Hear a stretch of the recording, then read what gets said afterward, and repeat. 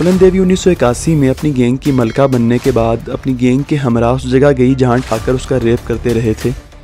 वहां ठाकर एक cocktail party मना रहे थे जब फुलन देवी ने 24 ठाकरों को वहां से घसीट कर रोड पर डाला और खुद अपनी बंदूक से उन पर गोलियां बरसाईं, जिससे 22 ठाकर कत्ल हुए।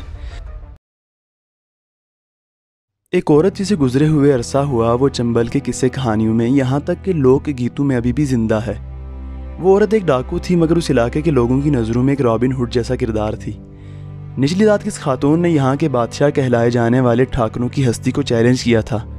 यहाँ इस गांव में जहाँ वो पैदा हुई थी, लोग अभी भी उनके बचपन के किस्से सुनाते हैं। जब वो डाकू बनी और ठाकरों से इंतकाम लिया, उस वक्त का जिक्र गीतों की शक्ल में किया जाता है। शादी ब्याह के मौका पर, त्योहारों में और दूसरे मौके पर भी उनकी बहादुरी के गुण गाए जाते हैं।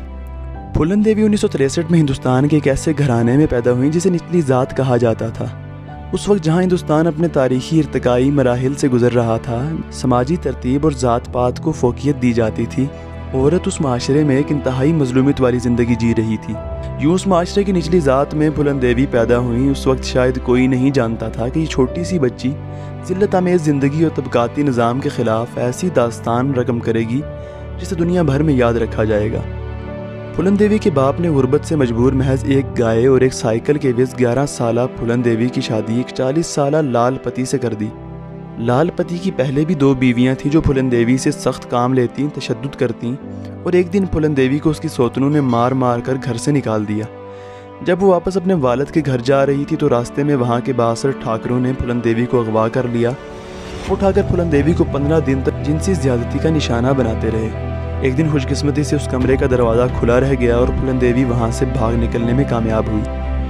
ठाकरों के डेरे से भागने के बाद फुलन देवी अपने वालिद के घर नहीं बल्कि डाकुओं के गिरोह के पास गई और वहाँ के लीडर बाबा मुस्तकीम को अपने ऊपर हुए मुजालिम की दास्तान सुनाई। मुस्तकीम ने फुलन देवी को अपने गैंग में रख लिया और उसका इजहार फुलन देवी ने अपने इंटरव्यू में कुछ यूँ किया कि लफ्ज़ मर्द से इतनी नफ़रत भर चुकी है मेरे सीने में कि मैंने बंदूक चलाने से पहले, घोड़ा दौड़ाने से पहले मर्दों को गालियाँ देना सीखा।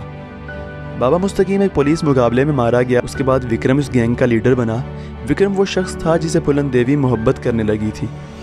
कुछ वक्त बाद विक्रम एक मुखालिफ ग्रोह के साथ मुकाबले में मारा गया और फिर फुलन देवी अपनी गैंग की लीडर बनी। फुलन देवी 1981 में अपनी गैंग की मलका बनने के बाद अपनी गैंग के हमरा उस जगह गई जहां ठाकर उसका रेप करते रहे थे।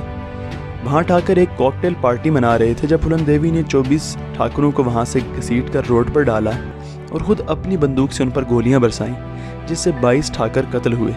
मगर फुलन देवी ने इन कत्लों का हमेशा से इनकार किया।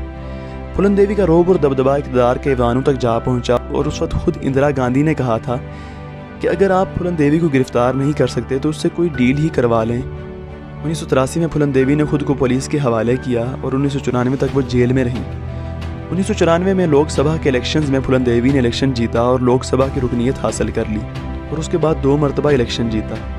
फुलन देवी जब जेल से रहा हुई तब 50 के करीब ममालिक ने फुलन देवी को अपने मुल्क में बतौर मेहमान आने के दावतनामे भेजे। फुलन देवी पर किताबें लिखी गई। सिर्फ एक किताब माई लाइफ की फ्रांस में 7 लाख कापियाँ फ़रोख्त हुईं। फुलन देवी की ज़िंदगी पर फिल्में भी बनी। अनपढ़ फुलन देवी ने अपनी हर इंटरव्यू में तालीम के हक़ में और गुर्बत के ख़िलाफ़ आवाज़ बुलंद की, तबकाती निज़ाम के ख़िलाफ़ भी आवाज़ बुलंद की।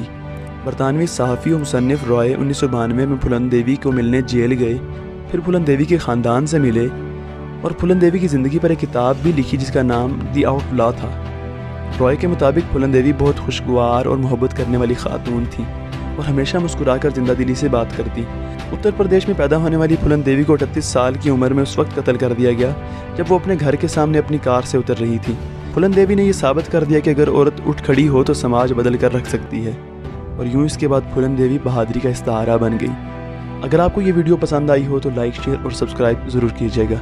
मिलते हैं अगली वीडियो में किसी ऐसी ही कहानी के साथ। तब तक अपना ख्याल रखिएगा। अल्लाह निगहबान।